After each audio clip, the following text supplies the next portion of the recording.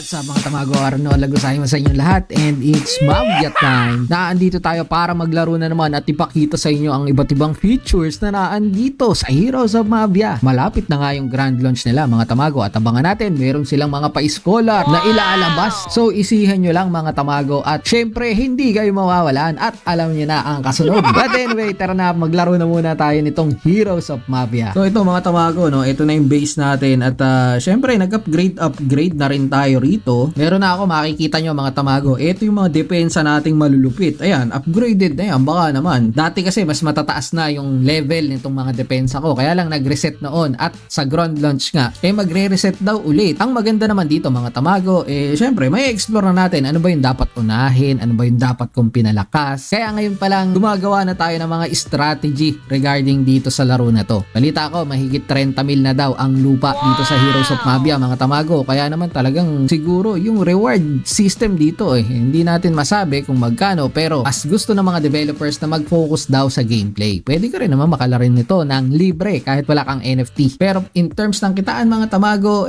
may mga pa-scholar naman dyan. So mag-abang-abang na lang tayo at sasabihan ko rin kayo kapag may nabalitaan tayo na open slot. Dito kasi mga tamago, meron ding mga top player and top alliances. Dapat nga yun ang mga tinitignan natin kung paano sila maglagay dito at gumawa ng base. Kaya ang gagawin natin for today's video, mag-e-explore tayo ng mga base militar dito, mga kalaban na mayroong matataas at malalakas na depensa. At from there, mga tamago, sigurado may matututunan tayo rito. Tara na, subukan na natin ulit na lumaban dito sa Heroes of Mavia. Ayun, pa-cinematic bosses pa tayo mga tamago, pero sa totoo lang, nagugutom na ako. Find match, 90 gold Meron na kami dito, mga ano tayo rito maghahan tayo ng malalakas. So meron tayong unang kalaban. Ay, malakas ba to?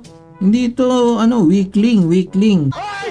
Ang hahanapin natin is strong opponents kasi strong tayo mga tamago ayaw namin yan. Ang gusto namin mga top player tsaka mga top alliances na naandito. Kailangan banggitin ko yung alliances mga tamago. Ito, top alliances ba to? Hindi, wala rin depensa to wala rin depensa tapos mahirap pa, walang gold, walang oil. Ano naman nating i-raid yan? Ito mga tamago, kung mapapansin nyo, mahina pa lang din siya pero yung gamit niya at pagpepwesto ng kanyang depensa napaka-strategic mga tamago, no? Pinalibutan niya yung kanyang headquarters dito ng mga depensa at yung mga depensa niya, pinalibutan niya ng bakod para hindi kagad mapasok. Kailangan mo dito nitong bunggoy na to mga tamago. Meron din naman tayong striker dito pero hindi pa natin siya kayang ibaba. Gawa nitong cannon na to mga tamago. Area of effect po. Sasabog tayo kagad lahat. Kaya definitely mga tamago, kailangan mabasag muna natin itong kanyo na to. Try nating labanan to, no? At nauubos na pala yung oras natin. Babaan na natin ng mga unggoy. Oy, ba't kayo dyan pumunta? Oh no! Ang bihira, may butas? What?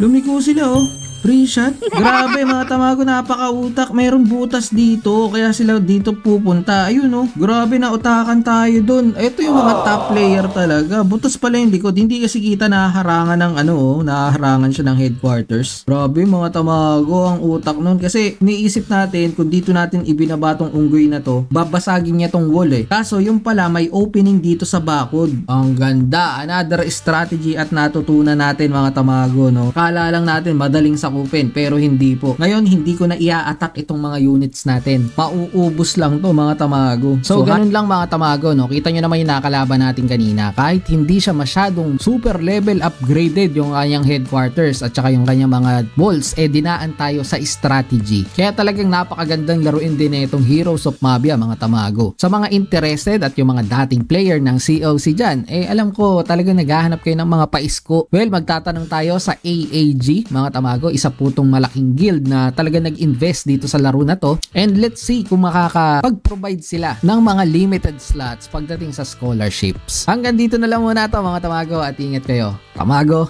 out. Tamago out. Dito ka sa guild ko, solid to. Sa aming community na puro makulit. Mga hari na trash talk pero malupit.